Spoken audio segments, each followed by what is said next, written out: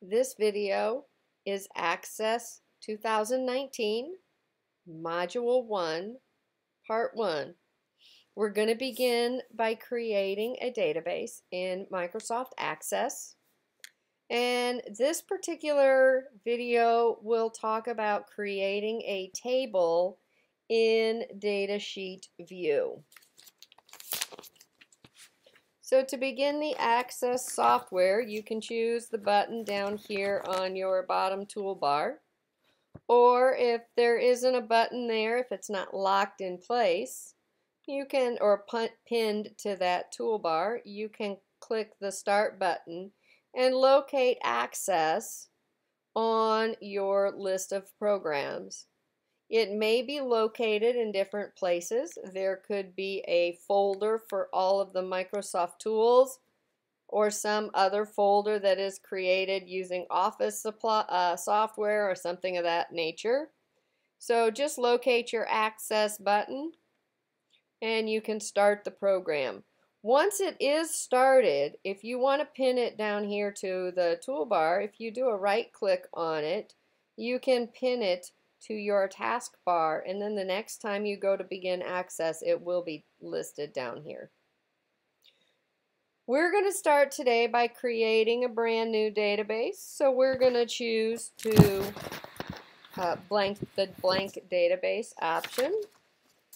When we're working with creating a brand new database, you do want to be careful that you pay attention to not only the name of it, but also where you want to save it. So we are going to be saving this in a certain folder on my C drive so that I'll know where to find it later.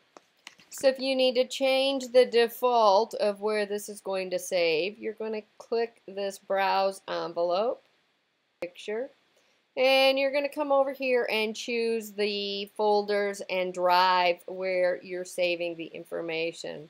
So for example, I'm going to go into my C drive, and I have a folder for my work, and then I have an IUPUI folder, so then have a videos folder within that drive. So this is where I'm going to put the information. So notice now it has fixed the location of where it's going to save that file. Then I can put in the name of it, which is going to be Lakewood. Once you have specified the name and you know where it is saving it, so you have the correct location, then you can click the Create button. Now, just as a reference, if you do happen to have a touch monitor, in your textbook on page 110, they do discuss how you can transition Access into touch mode so that you can work using your touch monitor. I will not be using a touch monitor in these videos, but you are welcome to do that on your own if you choose to. When we start an Access database from scratch, the one thing that it does is it does begin a table for us, and it begins it in a view called Datasheet View. In the tables, we have two views that we're going to look at today. One is a Datasheet view, and one is Design View. So the Datasheet view will look a lot like a spreadsheet on the screen. It will have columns for fields or pieces of information that we're going to store in our table. And it has rows for records or entities that we have. This particular table is going to be a visit table. So it has information about all of the various visits that have occurred at this doctor's office. So our first field that defaults in is the primary key of this field, of this table, and it is currently named simply ID. But if we want that name to be something that's a little more meaningful, we can change the name by right-clicking on the ID field, coming down here choosing Rename Field, And we're going to call this visit ID. And then you want to hit enter to finish the naming of the field. This field, the visit ID, is our primary key. So you'll notice that the unique box is changed. That's telling Access that there cannot be two records with the same answer in this field. We also want to change the data type. Now right now the data type of this field defaults to auto number, which simply means that Access is going to start out by numbering the first record as visit ID 1, and then we'll sequentially number them as you add more data.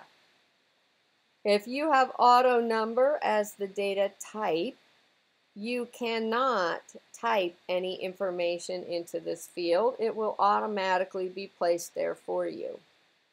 If we want to be able to type in our own data, we're going to change this from auto number to short text. That will allow us to type in our own values, either text or numbers.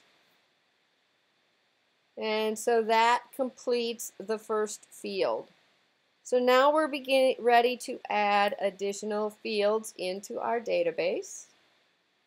So the first field we're going to add using this group up here in our ribbon, the add and delete group. The first one is a short text field, so we will pick the short text button. You're going to pick the button based on the type of field you are adding.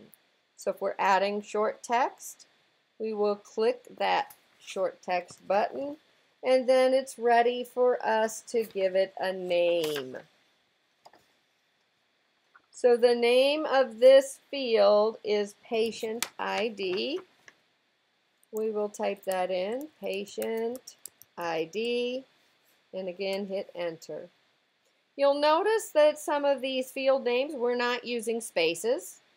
Spaces are actually allowed in Access, but in some of the other databases like SQL Server and things like that, Microsoft SQL, SQL does not allow spaces.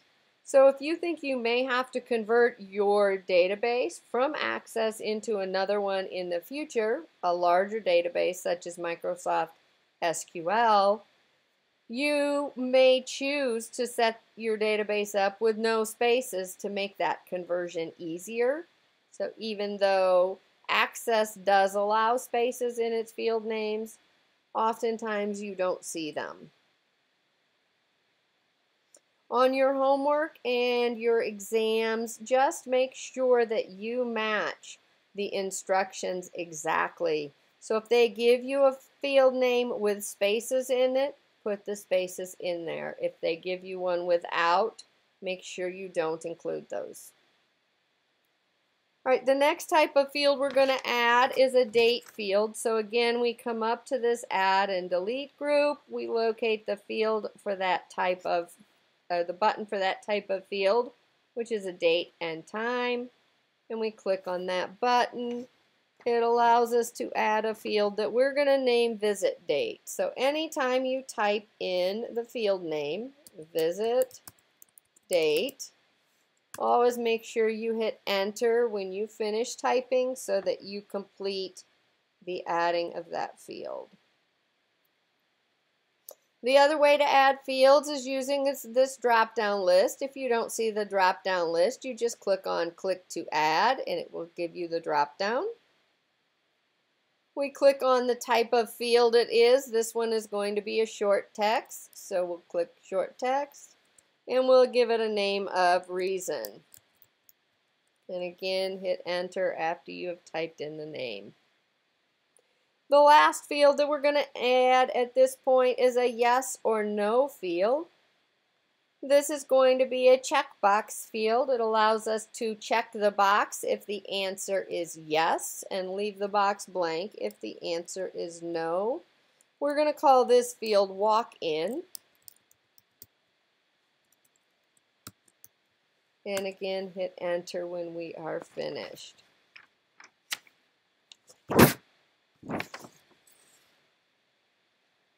Now we do want to make sure that we save the objects that we are working with. When you save a table, you're not going to be focusing on saving the data. Data does not need to be saved this way. It will save the data as you enter it into the table. When we come up here and choose our Save button, and we're going to call this Visit, what we are saving is the structure of the table. How wide are the columns displaying the information on the datasheet view? What are the field names? What type of field they are? How long the field is? The data type. Does it have to be unique? All of those settings are called the structure of the table, and that is what we are saving.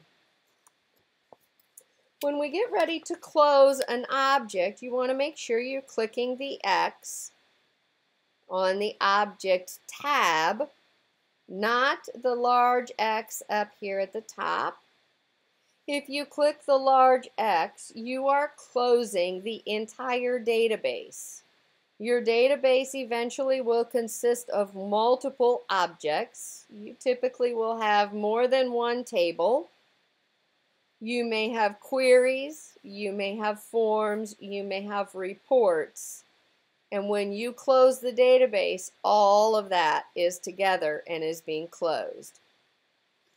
If you want to just close the object that you're working on, you need to close this bottom X next to the tab of the object.